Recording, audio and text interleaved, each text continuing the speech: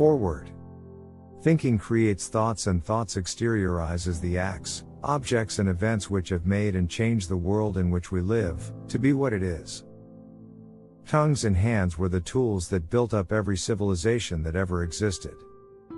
Tongues and hands were the tools which tore down and destroyed every civilization that was ever created. Tongues and hands are the tools that are now building up the civilization that is rising. And this civilization will likewise be destroyed unless the thinking and the thoughts which guide the tongues and hands will be for democracy as self-government. Webster's dictionary says that self-government is self-control, government by joint action of the people constituting a civil body, also state of being so governed, democracy. This work elaborates on those themes. The true definition of democracy is self-government. In the great prehistoric civilizations and in the minor civilizations of historic times, the attempts to formulate and establish a real democracy have always failed, and therefore have resulted in the downfall of all civilizations, the loss of all cultures through long continued national and internal wars, and the degradation of the remaining human beings to straggling and struggling savages. And now again, in the coursing of the ages, a new and a great civilization is rising, and democracy is once again on trial. It can succeed. Democracy can be made the permanent government of mankind on the earth. It depends largely on humanity to institute a real self-democracy within the world today. Do not let this latest opportunity for self-democracy that is currently available to all, pass humanity by. Make it really a government of all the people by the will of the people and in the interest of all of the people. Then as a permanent civilization it shall not pass from the earth. Then it will be the opportunity for the conscious doers in all human bodies to know themselves as immortals, by their victory over death, and by the establishing of their bodies in strength and beauty and everlasting youth. This declaration is of destiny, of freedom. Self-democracy results from the essential facts that the conscious doers, in all human bodies are immortal, that they are the same in origin, purpose and destiny, and, that a real democracy, as the self-government of the people by the people and for the people, will be the only form of government under which the doers can have the same opportunity to be conscious that they are immortal, to understand their origin, to accomplish their purpose, and so fulfill their destiny. As humanity experiences this most enlightened period of civilization, new revelations on the powers of force have been revealed, and if used only for destructive purposes, they could quite easily destroy humanity as we know it. But keep in mind, if each person works diligently on himself, humanity still has time to stem the approaching avalanche of evil. Each one can govern himself, his passions, his vices, his appetites, and most certainly his behavior, both morally and physically. He can start by being honest with himself. The purpose of this video is to point humanity in that way. Self-government starts with the individual. The public leaders reflect the attitude of individuals. Disclosures of corruption in high places have been generally condoned by individuals. But, when each person refuses to condone acts of corruption and is rigidly certain of his own incorruptibility in like circumstances, then will his thinking be reflected outwardly in the form of honest public officials. Thus, there is a task and a duty which all can begin at once for the achievement of true democracy, which is self-government. One may begin with the realization that he is not the body, and that he is not the senses. But that he is the tenant in the body, or more factually, the conscious doer in the body. The term used to express this is the doer. Man is actually a trinity, herein called the triune self, and designated as the knower, thinker, and doer.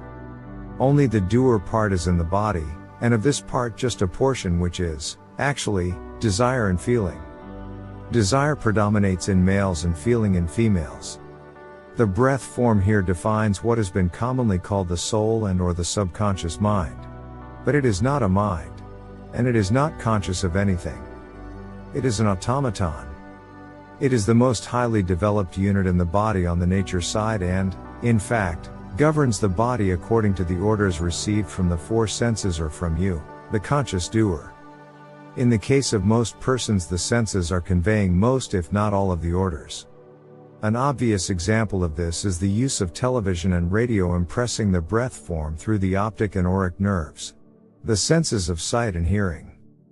The success of commercial advertising, knowingly or unknowingly, rests on this factor. Additional evidence is furnished by the instruction methods employed by the U.S. Army during the late World War. Records were played to sleeping soldiers and, as a result, many learned the Chinese language more fluently in 3 months than was ordinarily the case in 3 years. The seat of the breath form is in the front part of the pituitary gland. In an article appearing on the editorial page of the New York Herald Tribune, December 25, 1951, medical men designated the pituitary body as the master gland of the entire anatomy. This work goes further. With the realization suggested above, the individual can stop his senses from making all of his decisions. He can subject to his judgment the impressions reaching him via the senses. And, furthermore, he, as the tenant, the doer in the body, can put his own orders, or impressions, on the breath form by simply willing them, or by voicing them. This work explains many subtle things not ordinarily known by people raised in a world where materialism has been dominant. Up until recently, with the current and abundant influx of enlightenment, humanity as a whole has felt rather helpless, and believed that our efforts would count for naught against these seemingly overwhelming evil figures and conditions. But rest assured, dear brothers and sisters, such is not the case. This video, of the book entitled, Democracy as Self-Government by Harold Percival, shows the individual, his personal task and duty. He can begin at once to govern himself, and thus will he do his part in achieving true democracy for all.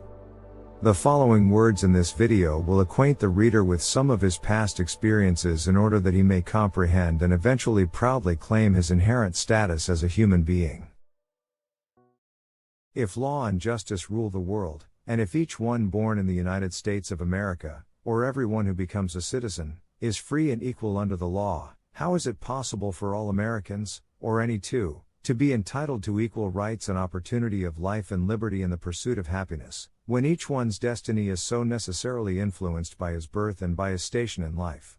By an examination and understanding of these terms or phrases, it will become apparent that whatever one's destiny may be, the United States of America, as compared with many other countries, has fewer disadvantages and offers greater opportunities for one to work with or against his destiny in the pursuit of happiness.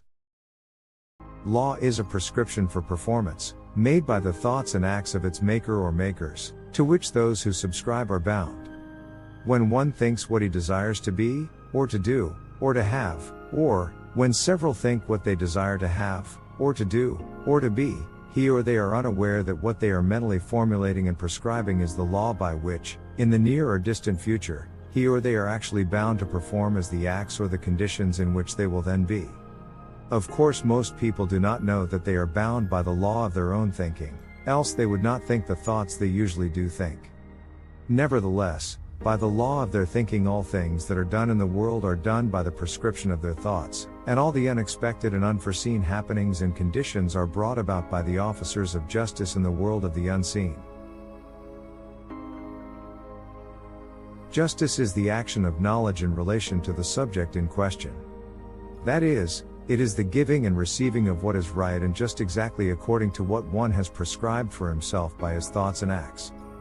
People do not see how justice is executed, because they cannot see and do not understand how they think and what are their thoughts. They do not see or understand how they are inseparably related to their thoughts and how the thoughts operate over long periods, and they forget the thoughts they have created and for which they are responsible.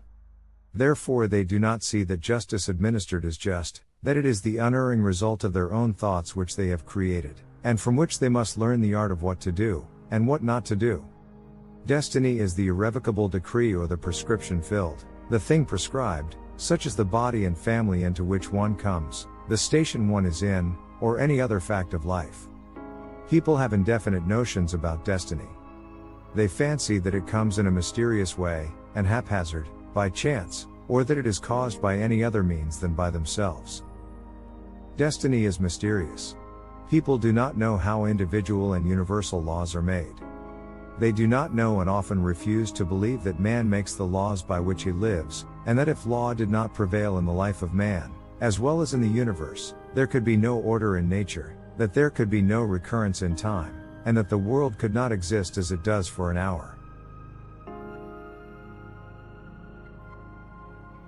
Each one's life and the conditions in which he lives are the present immense sum of his long past thoughts and acts, which by all law, are his duties. They are not to be considered as good or bad, they are his problems, to be solved by him for his own improvement. He may do with them as he pleases. But whatever he thinks and does, he can rest assured that he is making his destiny in the inevitable time to come. His future,